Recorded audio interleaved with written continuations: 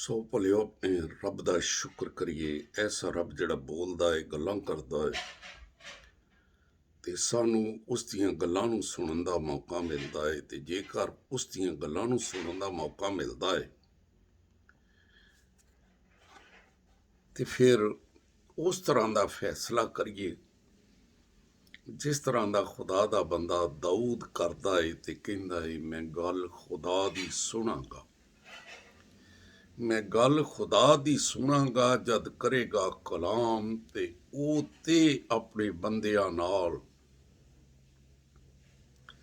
पाक लोकां नाल तमाम ते गल करेगा जो उसकी बात है सुलह सलामती दी। पर चाहिदा है जो मुड़िए ना इस गल तो असी भी। बहुत ही अच्छी गल है कि जिहड़ी गल खुदा करे उस गल तो बंदा मुड़े ना बल्कि उसनू पूरा कर लवे ते जिहड़ा पूरा कर लेगा वो बंदा चंगा रह जाएगा। ते अज जो कुछ असी वेखण वाले आ यसाया नबी दा सहीफा 25 बाब है। पहली ऐच लिखिया, ऐ खुदावन तू मेरा खुदा है, ऐ खुदावन तू मेरा खुदा है, मैं तेरी तमजीद करांगा, तेरे नां दी सताइश करांगा।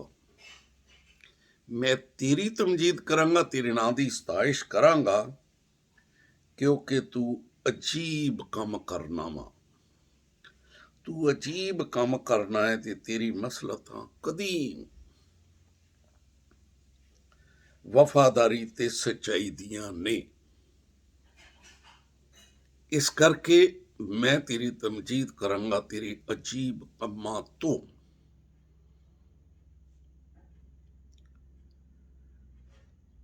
रसूलां दी हिमाल 4 बाब 13 तो पढ़िए ना, लिखिया मिलता है कि जो उन्होंने पतरस ते यूहन्ना की दलेरी वेखी तो मालूम किया कि ये अनपढ़ ते नावाकफ बंदे ने ते तजब किया ते फिर पहचानिया कि यसू दे नाल रहे ने ते उस बंदे नूं भी वेखिया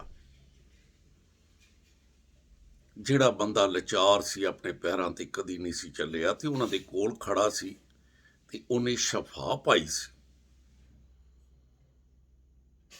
ते हुण इस गल नूं देख के ते हौसला तो नहीं पैंदा पिया, पर फिर भी जुरत करके कहन लगे तुसीं ये काम की कीता ते हम ते आखे यसू दा नां लैके मनादी ना करियो। ते उन्हें आख्या तुसीं इंसाफ ते करो, क्या तुसीं ठीक हो या खुदावन ठीक है, खुदा ठीक है। इहो ही इंसाफ अज सानू करन दी जरूरत है, क्योंकि पहला करंथियो 6 बाब 20 ऐच लिखिया, तुसीं कीमत दे नाल खरीदे गए हो ते अपने बदन तो। ये कोई छोटी जी गल वा कि ओहो ही बदन जिहड़ा पहलो अबलीस दा जकड़िया आया ते ओहो ही बदन अबलीस नूं फिर डांटदा है कि तां निकल जा दूसरे बदनां चों।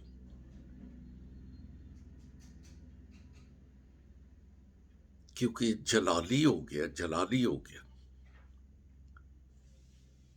किस वजह ना जलाली हो गया? कीमत दी वजह ना।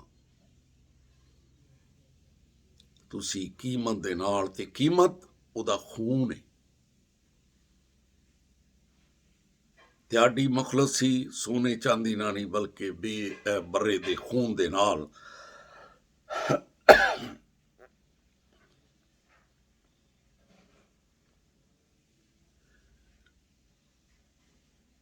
सो बई अज वेला है उदी तमजीद करन दा,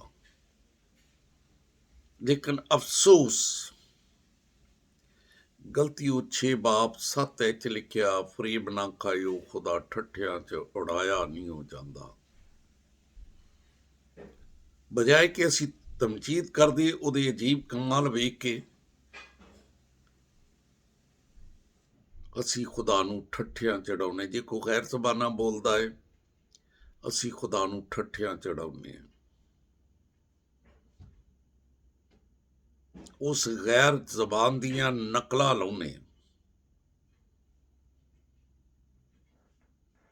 ते वड्डे वड्डे काम भी वेखने आ।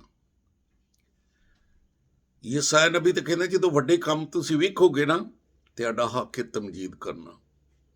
ਯਹੋਨਾ 12 ਬਾਬ 37 ਤੋਂ ਪੜ੍ਹ ਕੇ ਵੇਖ ਲਓ। ਯਹੋਨਾ ਦੀ ਅੰਜੀਲ 12 ਬਾਬ 37 ਤੋਂ ਖੁਦਾਮ ਯਿਸੂ ਮਸੀਹ ਉੱਤੇ ਕਲਾਮ ਦੀਆਂ ਗੱਲਾਂ ਕਰਦਾ ਤੇ ਨਾਲੇ ਮੋਜ਼ੇ ਹੁੰਦੇ ਨੇ। ਲੋਕ ਮੋਜ਼ੇ ਵੇਖੀ ਜਾਣ ਡੇ, ਕਲਾਮ ਨੂੰ ਵੀ ਸੁਣੀ ਜਾਣ ਡੇ ਆ ਤੇ ਟਸ ਤੋਂ ਮਸ ਨਹੀਂ ਹੁੰਦੇ। ਖੁਦਾਮ ਯਿਸੂ ਮਸੀਹ ਨੇ ਆਖਿਆ, ਯਸਾਇਆ ਨਬੀ ਨੇ ਤੁਹਾਡੇ ਬਾਰੇ ਕਿਆ ਨਬੂਵਤ ਕਰਕੇ ਆਖਿਆ ਕਿ ਲੋਕ ਅੱਖਾਂ ਤੋਂ ਅੰਨੇ ਹੋਣਗੇ, ਕੰਨਾਂ ਤੋਂ ਬੋਲੇ ਹੋਣਗੇ ਤੇ ਦਿਲ ਸਖਤ ਹੋਏਗਾ ਤੇ ਸਮਝ ਬੂਝ ਕੋਈ ਨਹੀਂ ਹੋਏਗੀ ਇਹਨਾਂ ਨੂੰ, ਕਿ ਅਜੀਬ ਕੰਮ ਵੀ ਵੇਖੀ ਜਾਣ ਰਹੇ ਆ। ਤੇ ਯਸਾਇਆ ਨਬੀ 25 ਬਾਪ ਉਹਦੀ ਪਹਿਲੀ ਐਤ ਵਿੱਚ ਤਾਂ ਦੱਸਿਆ ਕਿ ਜਦੋਂ ਉਹਦੇ ਅਜੀਬ ਕੰਮ ਹੋਣ ਤੇ ਲੋਕਾਂ ਦਾ ਹੱਕ ਹੈ ਫਿਰ ਤਮਜੀਦ ਕਰਨ, ਲੇਕਿਨ ਇਹ ਤਮਜੀਦ ਕਰਨ ਦੀ ਬਜਾਏ ਟਸ ਤੋਂ ਮਸ ਨਹੀਂ ਹੋ ਰਹੇ, ਚੁੱਪ ਕਰਕੇ ਵੇਖੀ ਜਾਣ ਰਹੇ ਨੇ। ਤੇ ਫਿਰ ਖੁਦਾ ਯਿਸੂ ਮਸੀਹ ਨੇ ਆਖਿਆ, ਤੁਹਾਡੇ ਕੰਨ ਬੰਦ, ਤੁਹਾਡੀਆਂ ਅੱਖਾਂ ਨਹੀਂ ਆ, ਤੁਹਾਡੇ ਦਿਲ ਸਖਤ, ਤੇ ਰੱਬ ਦੀ ਵੀ ਮਰਜ਼ੀ ਨਹੀਂ ਫਿਰ ਤੁਹਾਡੇ ਉੱਤੇ ਰਹਿਮ ਖਾਵੇ ਤੇ ਤੁਸੀਂ ਸ਼ਫਾ ਪਾਵੋ। ਤੇ ਇਹ ਗੱਲਾਂ ਜਦੋਂ ਉਹਨਾਂ ਨੇ ਸੁਣੀਆਂ ਤੇ ਬਹੁਤ ਸਾਰੇ ਸਰਦਾਰ ਜਿਹੜੇ ਨਾ ਫਿਰ ਈਮਾਨ ਲਿਆਏ ਨੇ, ਪਰ ਫਿਰ ਫਰੀਸੀਆਂ ਤੋਂ ਡਰਨ ਡਏ ਨੇ। ਫਰੀਸੀਆਂ ਦੇ ਸੋਬੋ ਇਕਰਾਰ ਨਹੀਂ ਕਰਦੇ, ਈਮਾਨ ਲਏ ਆ ਪਰ ਫਰੀਸੀਆਂ ਦੇ ਸੋਬੋ ਇਕਰਾਰ ਨਹੀਂ ਕਰਦੇ ਪਏ ਕਿ ਇਹਨਾਂ ਸਾਨੂੰ ਇਬਾਦਤ ਖਾਨੇ ਚੋਂ ਕੱਢ ਦੇਣਾ। ਅਫਸੋਸ, ਅਸੀਂ ਇਬਾਦਤ ਖਾਨਾ ਦੇ ਇੱਟਾਂ ਦੇ ਜਕੜੇ ਹੋਏ ਆ, ਇੱਟਾਂ ਦੇ ਜਕੜੇ ਹੋਏ ਆ। ਇਬਾਦਤ ਖਾਨਿਆਂ ਦਾ ਡਰ ਸਾਨੂੰ ਪਿਆ ਹੋਇਆ। ਹਾਲਾਂਕਿ ਦੂਸਰਾ ਕਰੰਥੀਓ 2 ਬਾਬ 16 ਨੂੰ ਪੜ੍ਹ ਲਓ, ਉਹ ਤਾਂ ਕਹਿੰਦਾ ਤੁਸੀਂ ਮੇਰਾ ਮਕਦਸ, ਮੈਂ ਤੁਹਾਡੇ ਵਿੱਚ ਵਸਾਂਗਾ, ਤੁਹਾਡੇ ਵਿੱਚ ਚੱਲਾ ਫਿਰਾਂਗਾ, ਤੁਹਾਡਾ ਰੱਬ ਹੋਵਾਂਗਾ। ਤੇ ਇਹਨਾਂ ਚੋਂ ਨਿਕਲ ਕੇ ਕਹਿੰਦਾ ਅਲੱਗ ਹੋ ਜਾਓ। ਖੁਦਾਵੰਦ ਫਰਮਾਉਂਦਾ ਹੈ, ਮੈਂ ਤੁਹਾਡਾ ਰੱਬ ਹੋਵਾਂਗਾ, ਮੈਂ ਤੁਹਾਡਾ ਬਾਪ ਹੋਵਾਂਗਾ, ਤੁਸੀਂ ਮੇਰੇ ਧੀਆਂ ਪੁੱਤਰ ਹੋਵੋਗੇ, ਮੈਂ ਤੁਹਾਡੇ ਵਿੱਚ ਦੀ ਅਜੀਬ ਕੰਮ ਕਰਾਂਗਾ।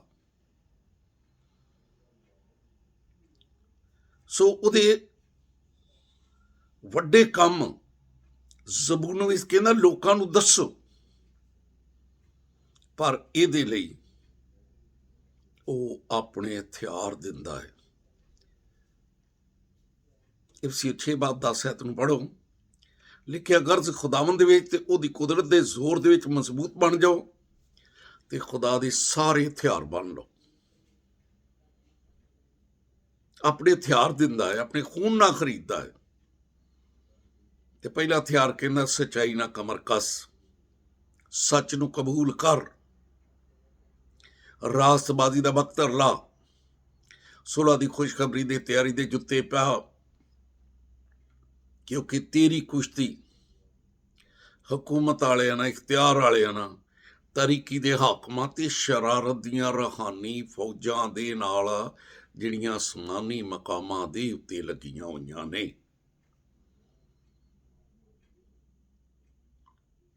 ਤੇ ਅੱਜ ਵੀ ਲਾਏ ਬਈ, ਕਿਆ ਉਹਦੇ ਵੱਡੇ ਕੰਮ ਵੇਖਦੇ ਨਹੀਂ ਪਏ? ਕਿਆ ਅਬਲੀਸ ਜਿਹਨੇ ਇਨਸਾਨਾਂ ਨੂੰ ਜਕੜਿਆ, ਲੰਗੜਿਆਂ ਕੀਤਾ ਆ, ਅੰਨਿਆਂ ਕੀਤਾ ਆ, ਗੂੰਗੀ, ਬਹਿਰੀ, ਬਦਰੂ, ਕੁਬੜਾ, ਬਾਈਬਲ 'ਚ ਜ਼ਿਕਰ ਮਿਲਦਾ ਇੱਕ ਕੁਬੜੀ ਔਰਤ, ਅਬਲੀਸ ਨੇ ਉਹਨੂੰ ਕੁਬੜਾ ਕੀਤਾ ਹੋਇਆ ਸੀ, ਬਜ਼ੁਰਗ ਸੀ। ਖੁਦਾਵੰਦ ਯਿਸੂ ਮਸੀਹ ਨੇ ਆਖਿਆ ਸਿੱਧੀ ਹੋ ਜਾ, ਬਦਰੂ ਨਿਕਲ ਗਈ, ਉਹ ਕੁਬੜੀ ਸਿੱਧੀ ਹੋ ਗਈ। ਸੋ ਖੁਦਾਵੰਦ ਵੱਡੇ ਵੱਡੇ ਕੰਮ ਕਰਦਾ ਹੈ, ਸਾਡੇ ਸਾਹਮਣੇ ਕਰਦਾ ਹੈ। ਤੇ ਲਿਖਿਆ ਐਸੇ ਕੰਮਾਂ ਨੂੰ ਵੇਖ ਕੇ ਚਾਹੀਦਾ ਹੈ, ਯਸਾਇਆ 25 ਬਾਪ ਉਹਦੀ ਪਹਿਲੀ ਐਤ ਸਾਨੂੰ ਉਹਦੀ ਤਮਜੀਦ ਕਰਨੀ। ਤਮਜੀਦ ਅਸੀਂ ਤਮਜੀਦ ਕਰਨ ਦੀ ਬਜਾਏ ਠੱਠੇ ਕਰਨੇ ਆ।